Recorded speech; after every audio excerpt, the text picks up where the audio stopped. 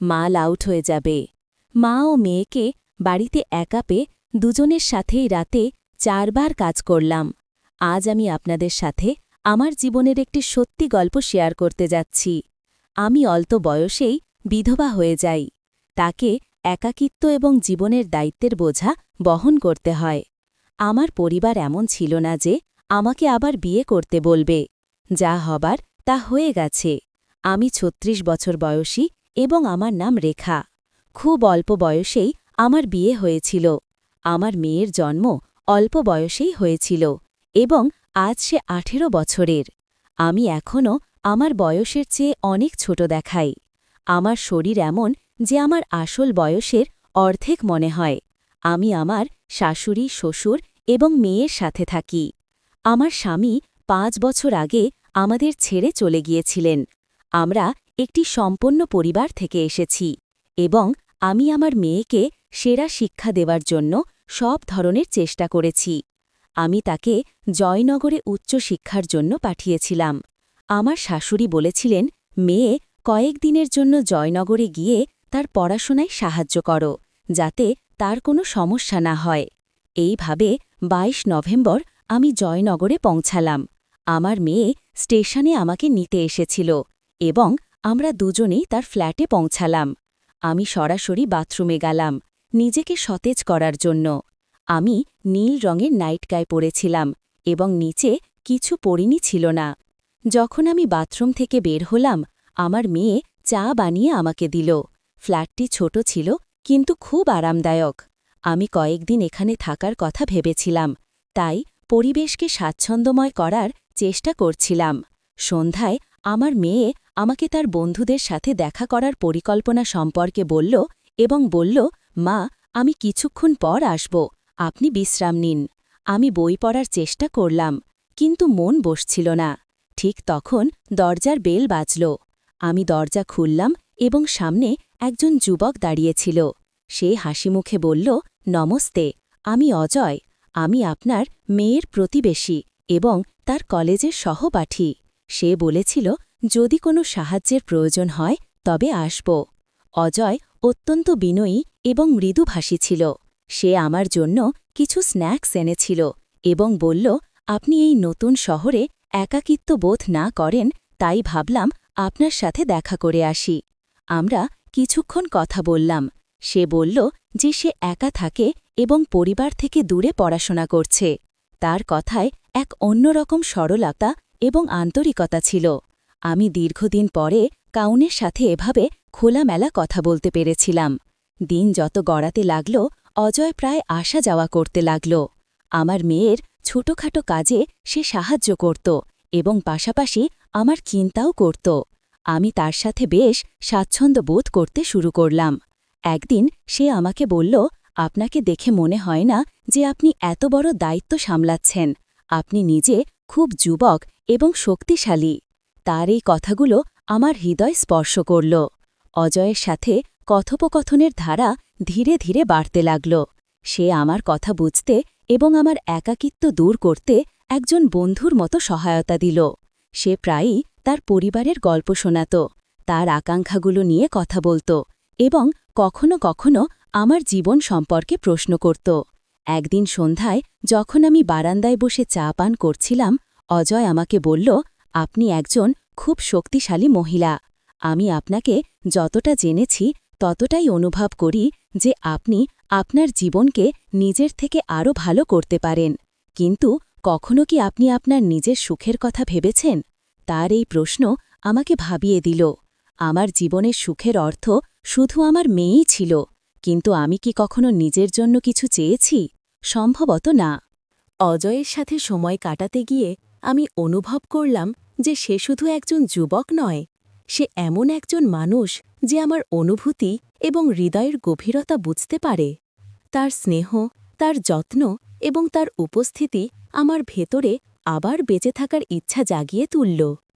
একদিন সে আমাকে বলল, আমি আপনাকে প্রথমবার দেখেই অনুভব করেছিলাম যে আপনি কতটা বিশেষ, কিন্তু এই কথা বলার সাহস আজই পেয়েছি। আমি জানি আমাদের মধ্যে বয়সের ব্যবধান আছে, কিন্তু আমার জন্য আপনার বয়স শুধু একটি সংখ্যা। আমি আপনার যত্ন করি এবং চাই আপনি সুখে থাকুন। তার কথাগুলো আমাকে গভীরভাবে নাড়া দিল। আমি কিছুক্ষণ চুপ করে রইলাম।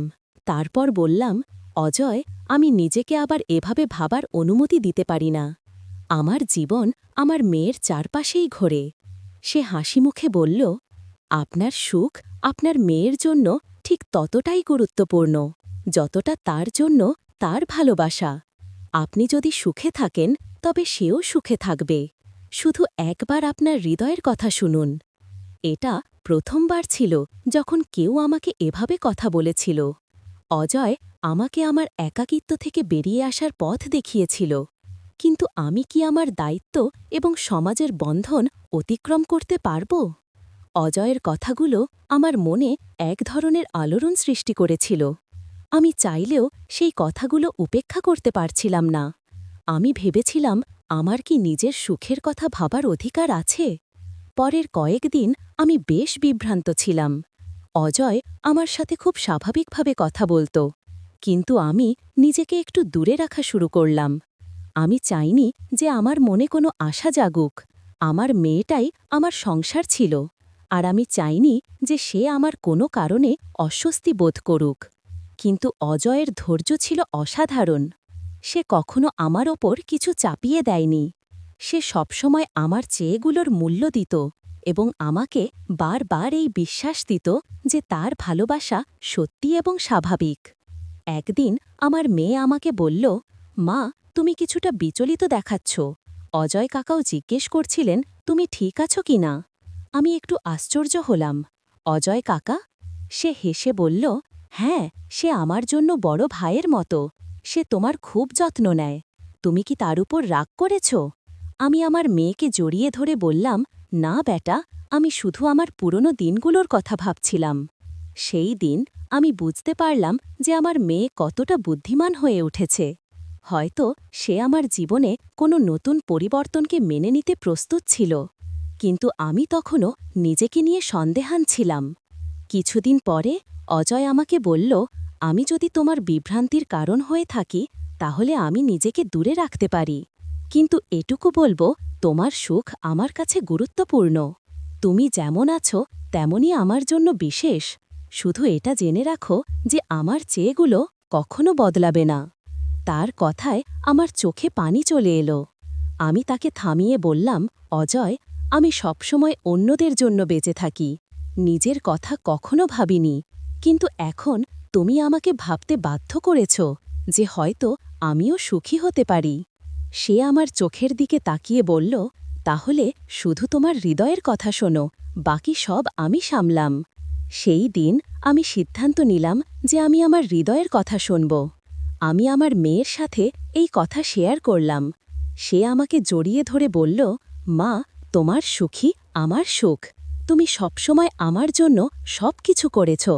এখন সময় এসেছে যে তুমি তোমার জীবনকেও একটি সুযোগ দাও। ধীরে ধীরে অজয় আর আমার মধ্যে সম্পর্কটি প্রকাশ্যে এলো। আমরা সমাজের প্রতিটি চ্যালেঞ্জ একসাথে মোকাবেলা করলাম। আমি বুঝতে পারলাম যে সত্যিকারের ভালোবাসা বয়স, পরিস্থিতি বা বাধা দেখে না। অজয় আর আমার সম্পর্কের খবর ধীরে ধীরে আমার শ্বশুর বাড়ি এবং কাছের মানুষদের কাছে পৌঁছাল। আমি ভেবেছিলাম এটার বিরোধিতা হবে, কিন্তু সত্যি কথা হল, আমি এখন নিজেকে এতটাই শক্তিশালী অনুভব করছিলাম যে কারোর নেতিবাচক মতামতের ভয় ছাড়াই আমি আমার সিদ্ধান্তে অটল থাকতে পারব। একদিন সন্ধ্যায় বাড়ি ফিরে আমার শাশুড়ি আমাকে বললেন, বেটা, আমরা তোমাকে সবসময় দায়িত্বে জড়িত দেখেছি। এখন যদি তোমার জীবনে কেউ এমন থাকে যে তোমার পাশে দাঁড়াতে পারে, তাহলে আমাদের কোনো আপত্তি নেই। তার এই কথায় আমার চোখে পানি চলে এলো। কিন্তু সমাজ সবসময় এত সহজে মেনে নেয় না। প্রতিবেশী এবং আত্মীয়রা কথা বলা শুরু করল। কেউ কেউ বলল, এই বয়সে ভালোবাসা এটা কি ঠিক? এই কথাগুলো আমাকে আবারও ভাবতে বাধ্য করল। অজয় আমার হাত ধরে বলল, তোমার সিদ্ধান্তের চেয়ে গুরুত্বপূর্ণ কিছু নেই। মানুষ তো সব অবস্থাতেই কথা বলবে, কিন্তু এটা তোমার জীবন এবং তুমি এটা তোমার শর্তে বাঁচার অধিকার রাখো। আমার মেয়েও প্রতিটি পদক্ষেপে আমার পাশে দাঁড়াল। সে বলল, মা, তুমি সবসময় আমার সুখের জন্য ত্যাগ করেছ, এখন তোমার সুখের সময় আমি তোমার সাথে আছি। তার এই কথাগুলো আমাকে ভেতর থেকে শক্তিশালী করে তুলল। ধীরে ধীরে আমি এবং অজয় আমাদের সম্পর্ককে একটি নাম দিতে সিদ্ধান্ত নিলাম। আমরা খুব সাধারণভাবে শাদী করলাম, শুধু আমাদের কাছের মানুষদের উপস্থিতিতে। এটি একটি নতুন শুরু ছিল, যেখানে বয়স, সামাজিক চাপ এবং প্রথা পিছনে পড়ে রইল এবং শুধু সত্যি আর ভালোবাসা জয়ী হল। শাদীর পরে অজয় শুধু আমার জীবনকে আলোকিত করেনি, বরং আমার মেয়ের জন্য একজন সত্যিকারের বন্ধু এবং গাইড হয়ে উঠল। আমাদের জীবন একটি নতুন দিকে এগিয়ে গেল, যেখানে আমরা একসাথে সুখ এবং স্বপ্ন ভাগ করলাম। এই গল্প আমাকে শিখিয়েছে যে নিজের জন্য দাঁড়ানো কতটা গুরুত্বপূর্ণ। সমাজের তৈরি নিয়ম এবং প্রথা সব সময় সঠিক নয়। সত্যিকারের ভালোবাসা এবং পারস্পরিক সম্মানের সাথে প্রতিটি চ্যালেঞ্জ অতিক্রম করা যায়। শাদীর পরে অজয় এবং আমি একটি নতুন জীবন শুরু করলাম। আমরা একসাথে এমন একটি পরিবেশ তৈরি করলাম যেখানে পারস্পরিক সম্মান এবং ভালোবাসা প্রতিটি কঠিনতাকে সহজ করে দিল। আমার মেয়ে অনন্যা এই নতুন সম্পর্কটিকে খোলা মনে গ্রহণ করল এবং বলল, মা, তুমি সবসময় আমার জন্য সবচেয়ে ভালোটা করেছ, এখন আমি চাই তুমি তোমার সুখকে পুরোপুরি উপভোগ করো। অজয় অনন্যার পড়াশোনায় তার পূর্ণ সমর্থন দিল। সে তাকে কেরিয়ার বেছে নেবার পথে গাইড করল এবং একজন বড় ভাইয়ের মতো যত্ন নিল। তাদের মধ্যে সম্পর্ক ধীরে ধীরে এতটাই শক্তিশালী হয়ে উঠেছিল যে অনন্যা তার প্রতিটি কথা সর্বপ্রথম অজয়ের সাথে শেয়ার করত। একদিন আজ আমাকে বলল, আমরা একটি পরিবার গড়ে তুলেছি এবং এটি আমার জীবনের সবচেয়ে বড় সুখ, কিন্তু আমি চাই তুমি তোমার আগ্রহ এবং স্বপ্নকেও এগিয়ে নিয়ে যাও।